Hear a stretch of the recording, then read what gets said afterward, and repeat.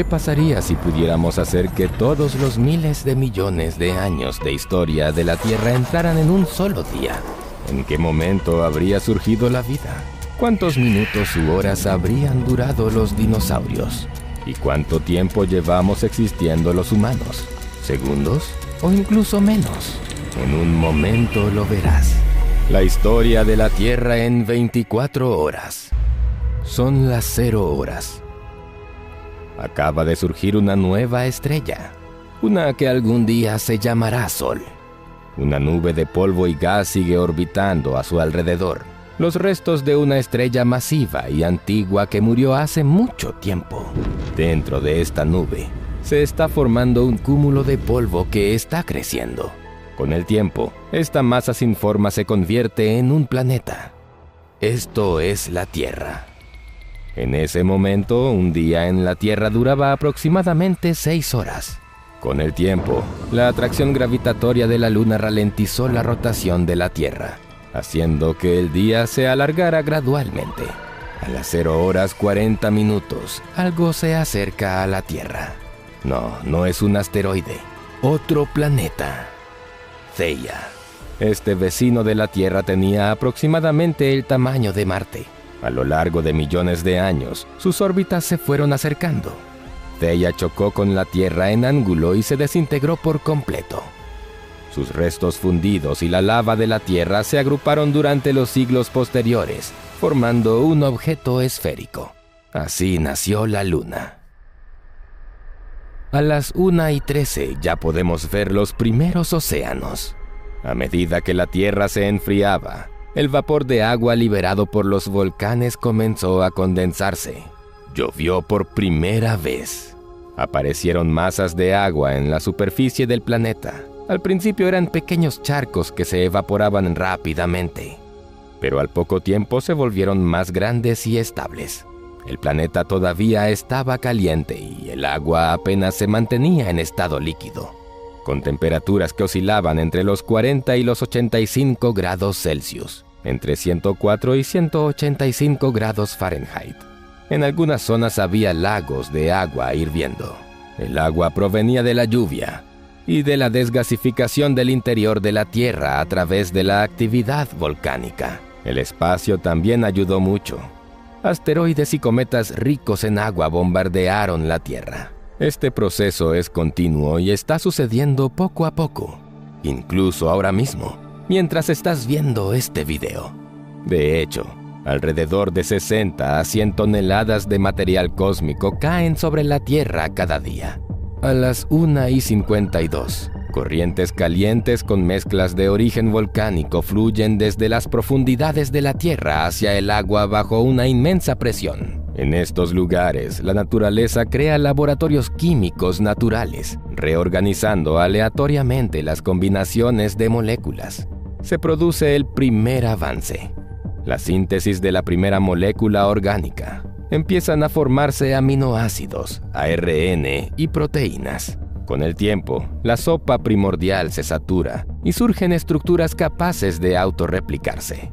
Son las 4:30. Aparece la primera célula completamente formada. A partir de este momento, oficialmente existe vida en el planeta. A las 5:53, emergen los primeros virus. Casi simultáneamente, el núcleo de la Tierra se divide en 2 capas, un núcleo sólido interno y un núcleo líquido externo. La capa líquida metálica comienza a girar alrededor del núcleo interno, generando un campo magnético. Como resultado, se forman los polos magnéticos, los cuales se desplazan cada 200.000 a 300.000 años, lo que equivale a 5 o 6 segundos en nuestro reloj. Casi 5 horas después, a las 11:13, las procariotas primitivas empiezan a formar los ecosistemas más simples, buscando maneras eficientes de obtener energía. Estos organismos son extremadamente sencillos, comparables a pequeñas casas sin habitaciones separadas. Un tipo de estas procariotas, las cianobacterias, inician el proceso de fotosíntesis. Aprenden a utilizar la luz solar para convertir el dióxido de carbono y el agua en alimentos, liberando oxígeno como subproducto. Este proceso transforma la atmósfera de la Tierra. A las 11:35, el gran evento de oxigenación sacude al planeta. Las cianobacterias liberan tanto oxígeno que no pueden reaccionar lo suficientemente rápido con las sustancias presentes en la atmósfera y el agua, lo que provoca que se acumule en forma de gas libre. Para la mayoría de los organismos vivos, esto resultó ser un veneno mortal. Sin embargo, para entonces ya habían surgido comunidades bacterianas capaces de utilizar el oxígeno como fuente de energía. Vivían en raras bolsas de oxígeno, que ahora empezaban a extenderse por todo el planeta. A las 13:39, la vida pasa a ser energéticamente a base de oxígeno. Al mismo tiempo, surgen nuevas formas de vida. Una célula engulle a otra, pero en lugar de digerirla, la célula ingerida se adapta y empieza a realizar funciones útiles. Así se forma una unión endosimbiótica que da lugar al surgimiento de un nuevo tipo de célula, las eucariotas. La diferencia entre procariotas y eucariotas es enorme. Una procariota es como un apartamento tipo estudio donde todo está en una habitación, mientras que una eucariota es como una casa grande con habitaciones separadas.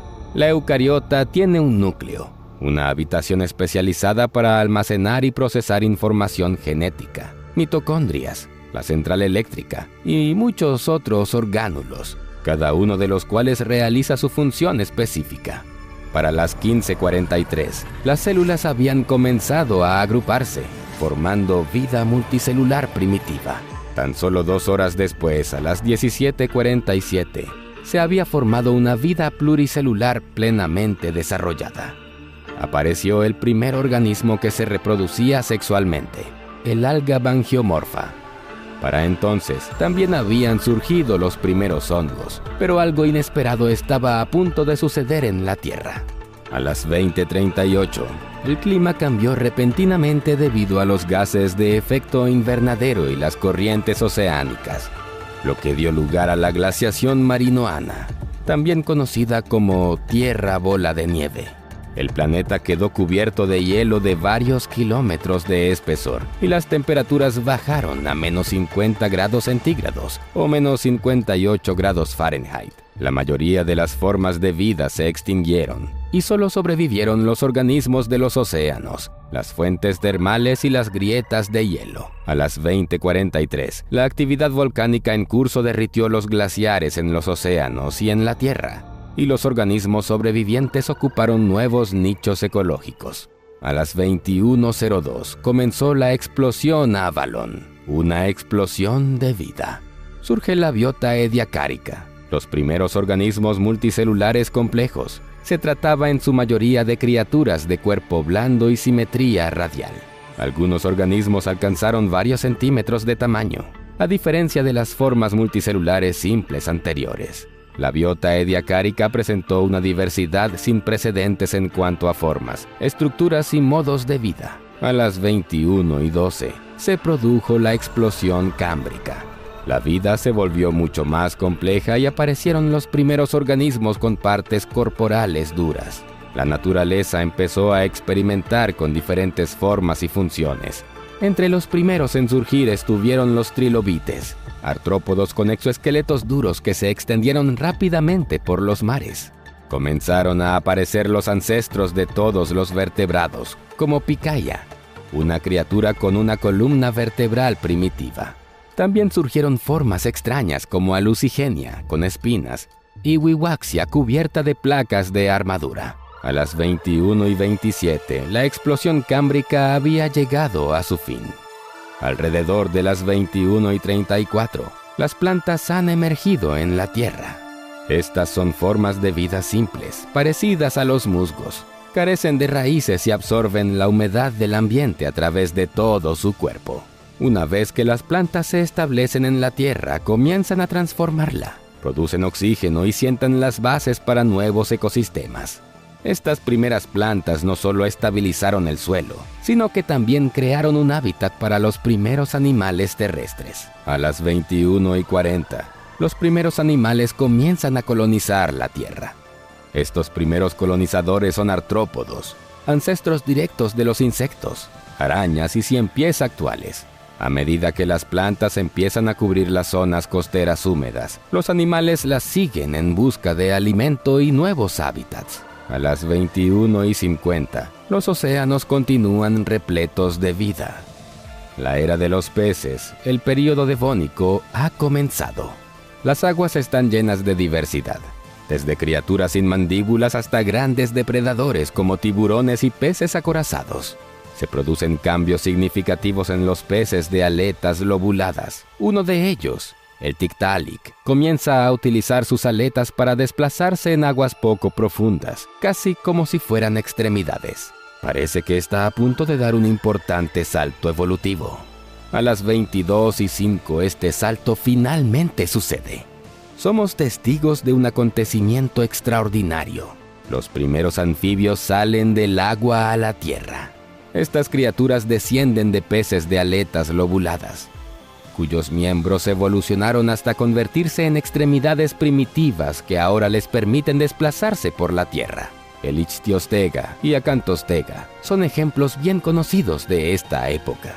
Tienen patas simples, pero aún conservan aletas y líneas laterales para percibir las vibraciones en el agua. Aunque todavía dependen del agua para reproducirse y para la humedad, pueden cazar y vivir en la tierra. A las 22:16, los continentes se unieron y formaron el supercontinente Pangea. Estas colisiones dieron lugar a la formación de montañas. El clima cambió. Las zonas interiores del continente se volvieron secas y las costas tropicales. Hacia las 22:20, aparecen los primeros reptiles en tierra firme. Estos descendientes de anfibios desarrollan características que les permiten ser completamente independientes de los cuerpos de agua y ampliar su hábitat. Estas criaturas son pequeñas y discretas, por ahora. Son las 22:48. Nos encontramos en el período Triásico. Algunos reptiles han evolucionado hasta convertirse en los primeros dinosaurios. Estas criaturas aún eran pequeñas y se parecían a grandes lagartos, pero tenían algunos detalles que las diferenciaban. Su principal característica era su postura erguida. A diferencia de la mayoría de los reptiles de la época, los dinosaurios caminaban con las patas debajo del cuerpo, en lugar de a los lados. Esta característica los hacía más rápidos y ágiles. Se dividen en dos ramas principales. Una, los saurisquios, que incluye depredadores como los tiranosaurios y herbívoros como los diplodocus.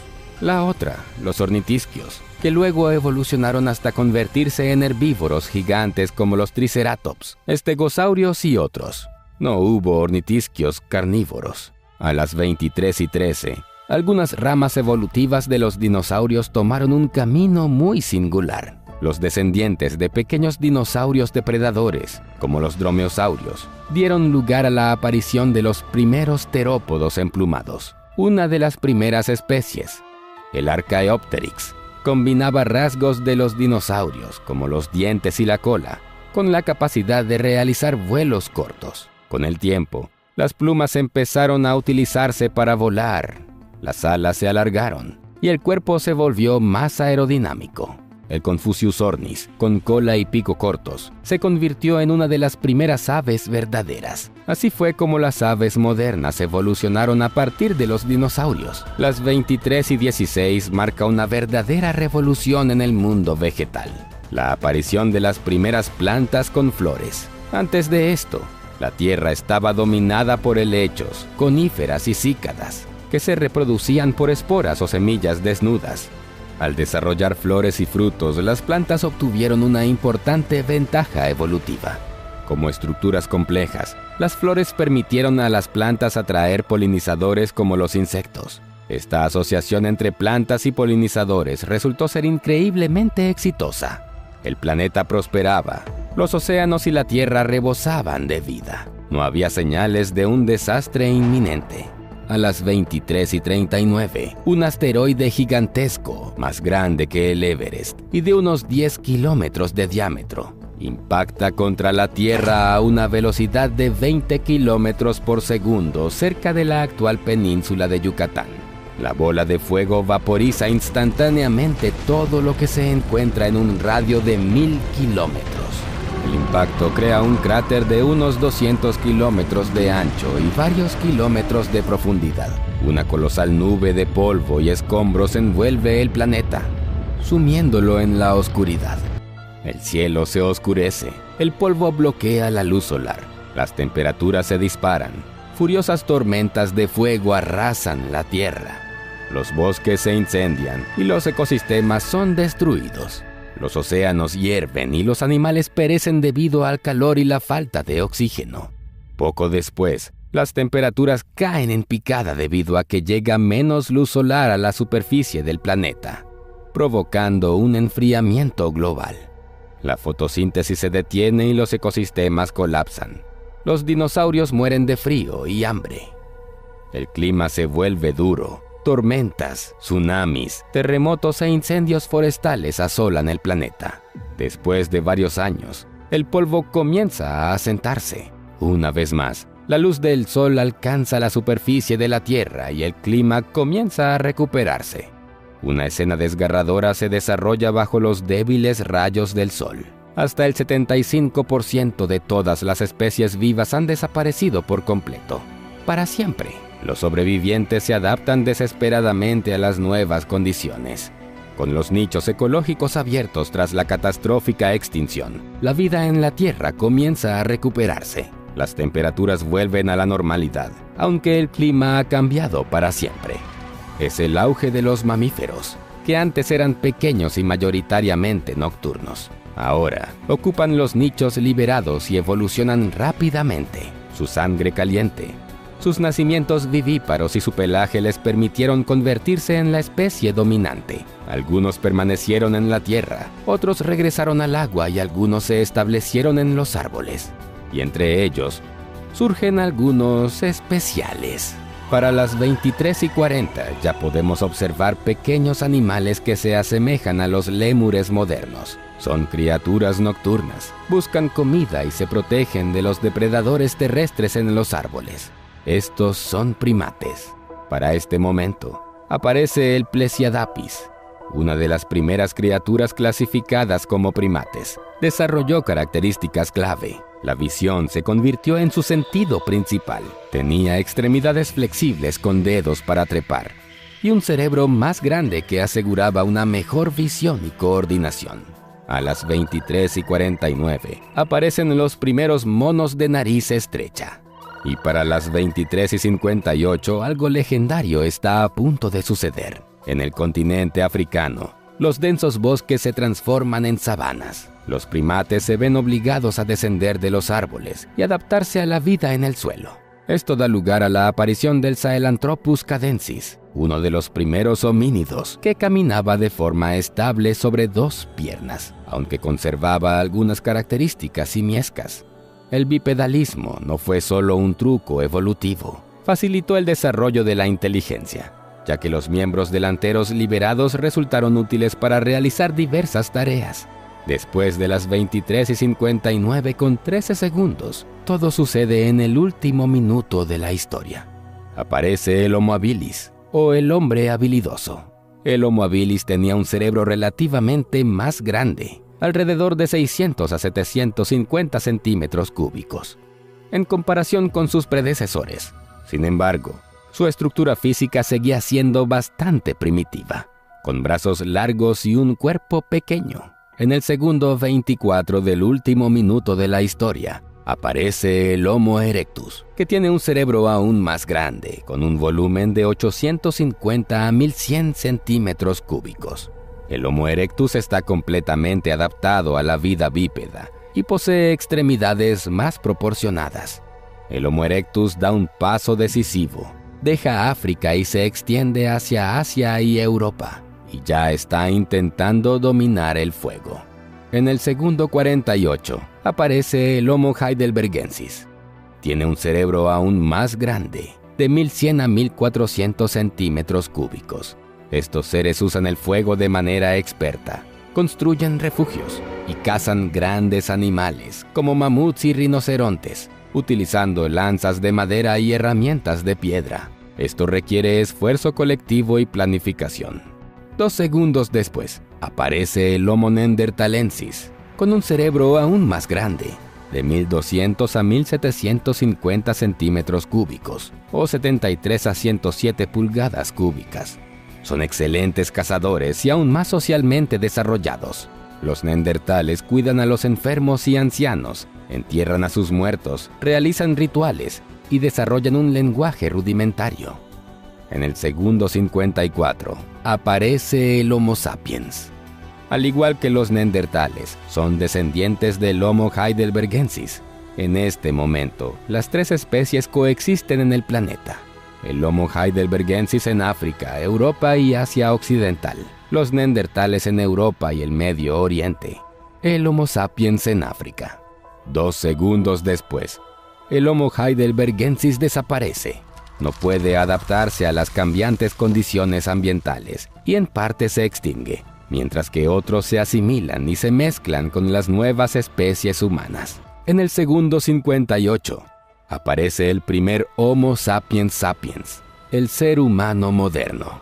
Casi de inmediato comienzan a migrar fuera de África, poblando otros continentes. En el último segundo 59, los neandertales se extinguen. Parte de su ADN permanece en los humanos modernos debido a la mezcla entre especies. Una fracción de segundo después, los humanos sobreviven a la última pequeña edad de hielo. El clima se vuelve más estable y favorable para la agricultura y la domesticación de animales. Ocurre la revolución neolítica y los humanos desarrollan la agricultura. Esto cambia fundamentalmente a la humanidad. La gente pasa a un estilo de vida sedentario.